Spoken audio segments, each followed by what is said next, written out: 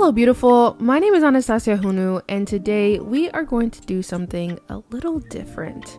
I decided to name this a VLOGCAST because it's going to be a podcast style audio with a vlog style video.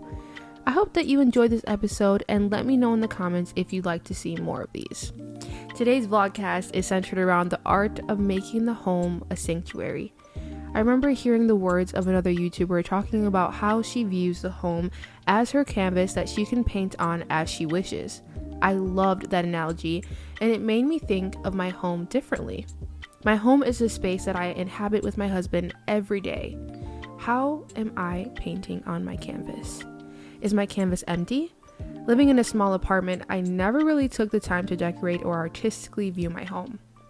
I kept the white walls blank, the furniture unmatched, and the plants to a minimum. Nothing wrong with this, but I started to feel like I lived in a hospital or somewhere with no life or excitement. My home had no character and my canvas was empty. Is my canvas a mess? Along with never really decorating, I didn't take care of my home. I left my home to the circumstances of each day instead of taking care of it each day. I allowed my tiredness, laziness, and rebellion to rule my everyday life, making my home a disaster and somewhere I didn't want to be.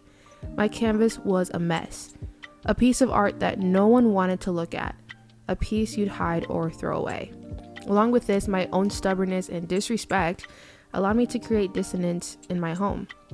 I wasn't carrying the qualities of a biblical high-value woman. I was carrying the qualities of a wife that Proverbs warns men about. Specifically Proverbs 21:19, which says, "It is better to dwell in the wilderness than with a contentious and an angry woman." And I'm positive my husband felt that way sometimes.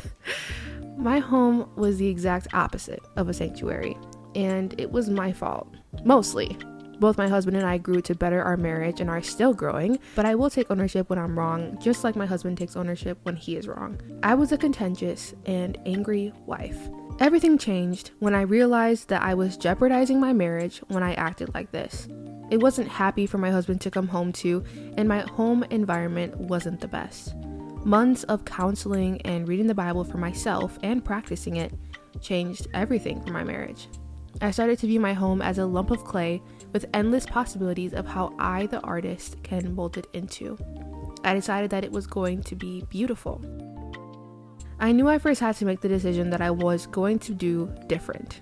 I made the decision to be a homemaker and that my home was going to be a place of peace, rest, and harmony. I got rid of my old ways of becoming angry over small things and instead gave my husband grace, love, and respect as a leader in our relationship.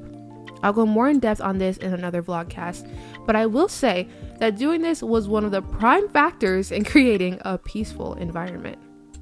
I started to care about the cleanliness of my home and making sure that my home was actually taken care of. This is literally the bare minimum, I know, but as a stubborn and entitled woman with an independent attitude, I never took ownership as a helpmate to my husband. We were literally created as women, according to Genesis, to be helpmates. It's a beautiful role that we play as wives, yet for so long I hated the idea because society makes you think that it's oppressive. I wish I never listened to the radical feminists who made me think that helping my husband at home so we can advance financially and as a family more was oppressive. But more on this topic in another vlogcast as well. I started to be creative in how I decorated my home. As someone who spends 85% of the time inside, I knew I would go crazy if I didn't do something different. So I take time regularly to evaluate my home and how I can make it beautiful but on a budget. I will be sharing the process along the way, but right now one of my biggest focuses is using plants as a way to bring life and nature inside. My husband calls me a crazy plant lady, but he appreciates how they make our space so beautiful. It's a little piece of God's creation in our home that at the same time helps clean the air. Along with all this, I pray over my household constantly. I worship and thank God for the place that we are at right now. I thank God for my husband and for blessing us with our own home. This is how I create a home that is a sanctuary for my husband and I to abide in. I had all these little pieces together to create a home with peace and love. And I'll say with all my being that after I embraced being a homemaker, a helpmate, and being a loving and respectful wife, my home has never been this calm and tranquil. I'm living in a movie every day with my husband and I in this little apartment, getting to know each other and how to love each other, arguing but learning how to communicate so that arguments don't last long, enjoying actually being home. It's amazing. And yes, I'm young. I'm literally only 22, and I'm sure people are listening and thinking, I'm just in my honeymoon phase, but I promise I'm not. Yes, this is a wonderful phase, but it didn't start like this. We had to both put in effort and real inner work to actually get to this place. We worked hard to communicate and care about how the other person receives love so that now it is truly blissful. You can have a clean house all you want to, but if your marriage is full of strife, then the home will not be a place of peace and rest. I believe this is an aspect of homemaking that I don't really see talked about too much, the spiritual environment. And I think it's because we romanticize homemaking and think it's all about the physical, but it's truly not.